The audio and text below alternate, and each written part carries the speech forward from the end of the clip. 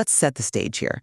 When you look at federal AI projects, the actual algorithms usually aren't the problem. The real barrier happens between the pilot phase and getting it into production. Agencies get stuck in, compliance purgatory, dealing with security, governance, and securing that official authority to operate, or ATO. Oh, absolutely. The red tape is notorious. Right. So Agiletek tackles this with their MVP to ATO to scale methodology. When you pair their Agile 360 delivery principles with ServiceNow's AI Control Tower, suddenly highly regulated spaces like the DoD or DOE national labs, such as Sandia, for instance, gain the centralized dashboard they need. It gives them the visibility to deploy AI safely without breaking federal rules. I completely agree that getting an ATO clears a massive bureaucratic hurdle. Agiletek's framework is incredibly robust in that regard. But my concern is that a stamp of approval doesn't magically erase the unpredictability of artificial intelligence. Even with ServiceNow's SecOps engine automating responses, we're dealing with autonomous AI agents. These agents are going to create complex edge cases. My position is that rigid compliance frameworks and predefined security playbooks are eventually going to fail to mitigate the spontaneous emergent behaviors of AI when it operates autonomously across a massive enterprise. I see why you think that, but let me give you a different perspective. It's not just a static stamp of approval. Agiletek's AI lab execution model actively addresses that exact unpredictability. They embed human-in-the-loop governance directly into mission operations. But does that scale? Well, the ServiceNow AI Control Tower isn't just watching, it's enforcing the NIST AI risk management framework in real time. Because it's built on a centralized database of the entire IT environment, it provides dynamic oversight. You always have a human safety net governing the AI. See, I come at it from a different way. We really have to question if those governance models can truly scale to match the speed of generative AI. Think about ServiceNow AI agents acting autonomously across hundreds of systems.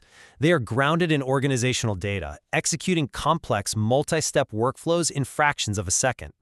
A predefined business rule or a standard risk calculator might completely miss a nuanced, context-specific AI hallucination.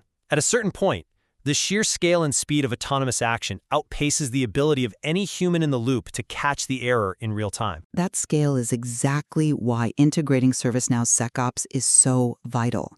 It's not just about governing the AI, it's about proactively protecting the infrastructure around it. Take vulnerability response. It directly integrates with enterprise scanners. Think of these scanners like automated guard dogs, constantly sniffing out weak points, automatically assigning fixes based on custom risk ratings. Add in threat intelligence, which uses the MITRE ATTK framework to hunt down and map the stages of a cyber threat, and you have an environment that is vigorously defended against compromise. That's a compelling argument.